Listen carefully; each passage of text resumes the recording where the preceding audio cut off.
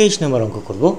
রাজপথ নির্মাণকারী কোনো দলে ভারী যন্ত্র চালনাকারী কোনো লোক এরূপে রয়েছে যে বুলডোজার 33 জন, ক্রেন 22 জন, সিমেন্ট মিক্সার 35 জন, মিক্সার ও ডোজার 14 জন, মিক্সার ও ক্রেন 10 জন, ডোজার ও ক্রেন 10 জন, মিক্সার, ডোজার ও ক্রেন 4 জন। নির্মাণ দলে কতজন লোক আছে?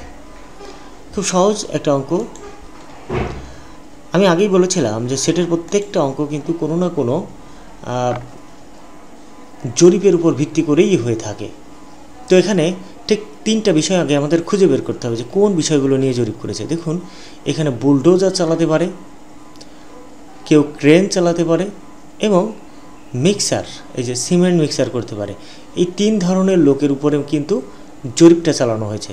সুতরাং এই তিনটা বিষয়কে আগে আমাদের সেট ধরে নিতে হবে। তো আমরা সমাধানে চলে যাই।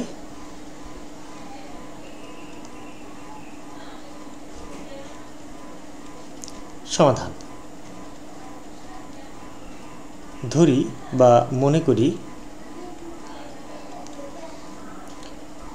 বুলডোজার চালাতে পারে। প্রথমে লিখে নেব বুলডোজার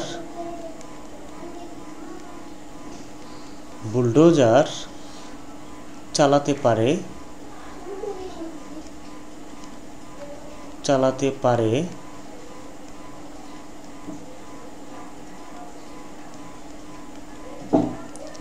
এরূপ লোকের সেট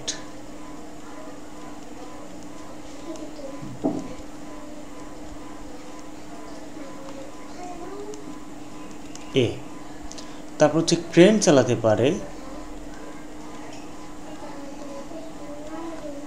চালাতে পারে, এরূপ লোকের সেট ইকুয়াল টু হচ্ছে বি। আর সিমেন্ট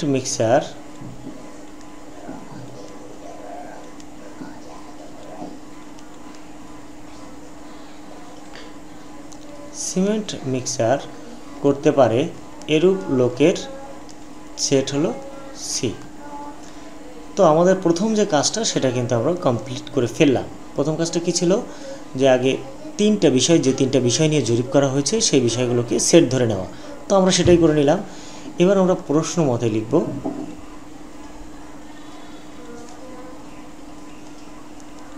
প্রশ্ন মতে আমরা এক লাইন করে পড়বো আর এখানে মানগুলো লিখব।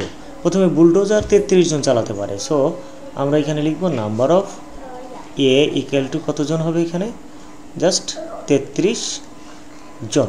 হ্যাঁ, আচ্ছা। ক্রেন 22 জন চালাতে পারে, সো ক্রেনকে আমরা কি দিয়ে প্রকাশ করেছি? বি সেট দিয়ে। তাই আমরা এখানে লিখব number of B equal to হবে হচ্ছে 22 জন। তারপর হচ্ছে সিমেন্ট মিক্সার করতে পারে 35 জন, সো এখানে আমরা লিখব number of C equal to 35 জন। ওকে, এবার মিক্সার ও ডোজার, তার মানে হলো নাম্বার অফ মিক্সার মানে হচ্ছে সি, বুলডোজার মানে হচ্ছে এ, তার মানে হলো A intersection C equal to কতজন? এখানে 14 জন। ইন্টারসেকশন কেন হবে? যদি আমরা একটু রুলসের দিকে তাকাই তাহলে কিন্তু আমরা আগে এই 4টা নিয়ম দিয়েই মূলত পূর্বের অঙ্কগুলো করে আসছি। এখানে দেখুন উভয়, দুটোই, তিনটেই সবগুলো থাকলে কিন্তু ইন্টারসেকশন হবে। সো এই 4টা নিয়ম কিন্তু আমাদের সবসময় মাথায় রাখতে হবে। একইভাবে মিক্সার ও ক্রেন, তার মানে বি ইন্টারসেকশন সি সমান হবে 10 জন। তার মানে আমরা এখানে লিখব number of B intersection C equal to হবে হচ্ছে 10 জন। তারপর হচ্ছে এই 10 জন হচ্ছে ডোজার ও ক্রেন, তার মানে A intersection B, number of A intersection B equal to 10 জন। মিক্সার, ডোজার ও ক্রেন তিনটাই চালাতে পারে হচ্ছে 4 জন। সুতরাং আমরা এখানে লিখব number of A intersection B intersection C equal to হবে হচ্ছে 4 জন। এবার বলছে নির্মাণ দলে কতজন লোক আছে? তো মোট বোঝাতে ইউনিয়ন হবে 1 নম্বর নিয়ম অনুযায়ী। তো number of A union B union C equal to হট। দেখুন আমরা কিন্তু সেই জিনিসটা প্রথমে আপনাদের বলে দিয়েছিলাম যে মোট বোঝাতে সবসময় ইউনিয়ন হবে। তাহলে 2টা সেটের ক্ষেত্রে হবে number of A union B এবং 3টা সেটের ক্ষেত্রে হবে number of A union B union C. ওকে,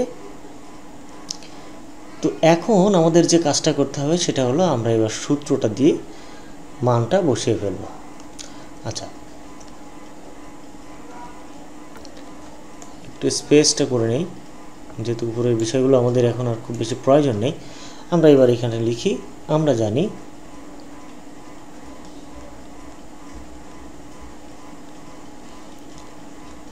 জানি number of A union B union C equal to number of A plus number of B plus number of C minus number of A intersection B minus number of B intersection C minus number of A intersection C বা C intersection A plus number of A intersection B intersection C। ব্যাস, এই হলো আমাদের সূত্র। আমরা মানটা বসিয়ে ফেলি। নাম্বার অফ A এর সমান সমান হচ্ছে 33, সো এখানে আমরা 33 লিখব, প্লাস নাম্বার অফ বির মান হচ্ছে 22, সো আমরা বির মানটা 22 লিখে ফেলি। সির মানটা হলো 35, সো এখানে আমরা 35 লিখব, মাইনাস A ইন্টারসেকশন B হলো 10, সো আমরা A ইন্টারসেকশন B এর পরিবর্তে 10 লিখব, মাইনাস B ইন্টারসেকশন C মানে হলো 10, সেটাও আমরা 10 লিখব এখানে। আচ্ছা, মাইনাস A ইন্টারসেকশন C এর মানটা হলো 14, অর্থাৎ এখানে 14 লিখব। আচ্ছা, এবার plus A intersection B intersection C এর মানটা হলো 4, সো এখানে আমরা 4 লিখতে পারি, ইকুয়াল টু। এবার যদি আমরা এটাকে একটু ক্যালকুলেশন করি, তাহলে এখানে আসে 33 প্লাস 22 প্লাস 35 ইকুয়াল টু, যেটা আসলো এর থেকে এবার মাইনাস করবো হচ্ছে 10 মাইনাস 10 মাইনাস 14 ইকুয়াল টু, যেটা হলো এর সাথে প্লাস করব আমরা 4 সমান সমান 60। তার মানে এখানে মোট এই শ্রমিক দলে 60 জন লোক ছিল।